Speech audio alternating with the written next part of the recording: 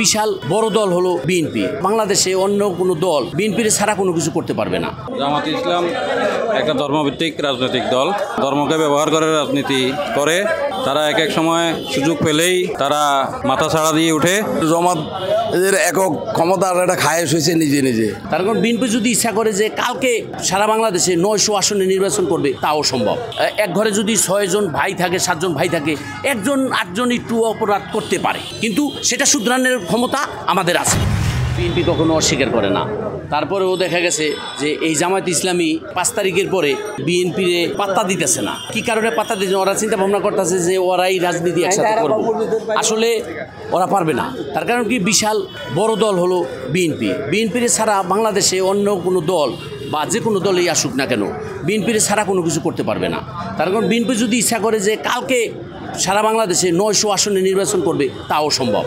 কিন্তু জামায়াত ইসলামী আগে বিএনপির সাথেও জোট ছিল, জোটবদ্ধভাবে কাজও করছে।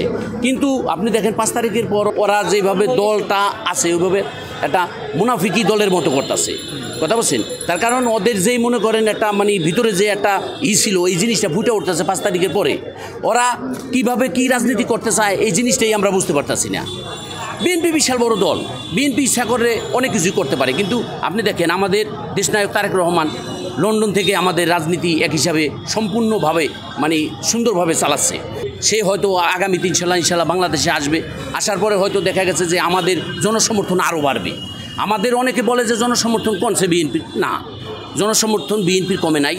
বিএনপিতে আসলে বিশাল বড় দলের ভিতরে হয়েছে কি, এক ঘরে যদি 6 জন ভাই থাকে, 7 জন ভাই থাকে, একজন 8জন একটু অপরাধ করতে পারে, কিন্তু সেটা শুধরানোর ক্ষমতা আমাদের আছে। সেটা শুধরানোর জন্য দেখেন দেশনায়ক তারেক রহমান আমাদের দল থেকে কাউকে বহিষ্কার করতেছে, কাউকে অব্যাহতি দিতেছে। আমাদের কাজ আমাদের ঠিকই চলতেছে। কিন্তু জামায়াত ইসলামী ওরা তো মনে করেন এই পিঠও বোঝে না, ওই পিঠও বোঝে না। জামায়াত ইসলামী আসলে কি বলবো, আমি জামায়াত ইসলামীর ব্যাপারে আসলে মন্তব্য আমি করতে চাই না। Thank you. আমি বিগত দিন 16 বছর ধরে প্রবাসে থাকি। আমি জামাত ইসলামের ব্যানারে আওয়ামী লীগ বিরোধী কোনো মিছিল মিটিং আমি কখনো দেখি নাই। কিন্তু 5 তারিখের পরে আমি দেখতে পেলাম কিছু জামাতের লোক আইসা বলতেছে তারা নাকি জামাত করে, তাদের জীবনে কখনো দেখিও নাই। আর বিগত 16 বছর স্বৈরাচার বিরুদ্ধে আন্দোলন প্রতিটা মুহূর্তে আমরা করছি। যখন শেখ হাসিনা স্বৈরাচার ইতালিতে এবং ফ্রান্স, জার্মান যে কোনো দেশে গেছে আমরা আন্দোলন সংগ্রাম করেছি এবং তাকে বয়কট হিসেবে আমরা আন্দোলন করছি এবং আমরা লিফলেট বিতরণ করছি ভোট বর্জনের। এই কাজগুলো জামাত বা অন্য অন্য দল কখনো করে নাই, একমাত্র বিএনপি করছে প্রবাসে এবং সারা বিশ্বে শুধু বিএনপি করছে, আর কোনো দল করে নাই। জামাত ইসলাম একটা ধর্মভিত্তিক রাজনৈতিক দল, তারা ধর্মকে ব্যবহার করে রাজনীতি করে। তারা এক এক সময় সুযোগ পেলেই তারা মাথা ছাড়া দিয়ে উঠে। আমরা মনে করি বিএনপির মতো একটা বৃহৎ রাজনৈতিক দল বিভিন্ন সময়ে জামাত ইসলামকে রাজনীতি করার সুযোগ করে দিয়েছিল, তাদেরকে বৈধতা দিয়েছিল। বিএনপির এটা রাজনৈতিক ভুল বলে আমি একজন কর্মী হিসেবে মনে করি। ভবিষ্যতে বিএনপি জামাতের ব্যাপারে সতর্ক থাকবে। আর জামাত মনে করে তারা এককভাবে ক্ষমতায় আসবে, আসলে এটা তাদের ভুল চিন্তাভাবনা। এখনও সময় আছে। আমি মনে করি জামাত তাদের ভুল শুধরিয়ে বিএনপির সাথে মিলেমিশে দেশ গঠনে কাজ করবে বলে আমি আশা করি। জামাতের রাজনীতি তাদের প্রথম থেকেই ভুল। তারা এই জীবনে এই পর্যন্ত আসছে বলে এদের প্রতিষ্ঠা থেকে এই পর্যন্ত। তারা পাকিস্তান আমলে যখন পাকিস্তান ইন্ডিয়াতে ভাগ হয়েছে তখনও তারা পাকিস্তানকে স্বীকৃতি দেয় নাই, পাকিস্তান হোক চায় নাই। সেম বাংলাদেশে 71 যখন মনে করেন বাংলাদেশ স্বাধীন চাইছি আমরা পূর্বাইছিল, তখনও তো আমার সমর্থন করছে পাকিস্তানকে। তারপরে যাই এই দেশে আসা আওয়ামী লীগ আর বিএনপি ষড়যন্ত্র করে এই জামাত এই পর্যন্ত আসছে। তাদের এই পর্যন্ত রাজনীতির কোনো আদর্শ নাই। তারা আদর্শবিহীন একটা রাজনৈতিক দল।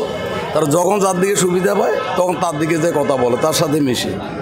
ওদের এই যে চরমোনাই এত বিরুদ্ধে, এখন চরমোনাই আইসা এই চরমোনাই এখন যাই আবার তাদের সাথে মিলছে এখন বিভিন্ন কথা। জামাত এদের একক ক্ষমতা একটা খায়েশ হয়েছে নিজে নিজে অনেক কিছু মানে স্বপ্নে দেখে না। সেরকম জামাতেরও একটা স্বপ্ন, তারা কি ষড়যন্ত্র করে মনে আসতে পারবে, বিভিন্ন ষড়যন্ত্রের এটা একটা অংশ। কিন্তু আসলে জামাতের কী আছে বুঝি এটা জামাত জানে। এদেরও জমাদের এখনও 5% ওটার উপরে আসে নাই। তারা এদিন প্রমাণ হয়েছে ঢাকা শহরে যে 10 লক্ষ লোক জমাইছে করতেছে বলতেছে, তাদের এই বোর্ডে 10 লক্ষ, আর সারা বাংলাদেশ নাহলে আর 2 লক্ষ বাকি। এই হলো তাদের বোর্ডের পুঁজি এদের। অতএব এখানে এত লাফালাফি করে এদের কোনো লাভ নাই। বিএনপির মনোভাব, বিএনপি জমাতের সুবিধা মতো যখন কথা বলে তখন বিএনপি তাদেরকে একটু অ্যাভয়েড করে যেন আন্দোলন সংগ্রামে আবার বিএনপির সাথে তারা কোনো একসাথে ছিল না।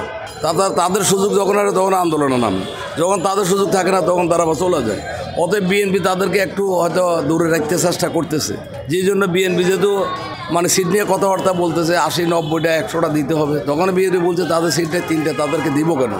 এত সিট আমরা দিতে পারবো না, বা সিট দেওয়ার আমরা মালিক না। তো এসব কথাতে যখন মিলে নাই তখন বিএনপির বিরুদ্ধে খায়া না খায়া লাগছে, মিথ্যা অপবাদে শুরু করছে।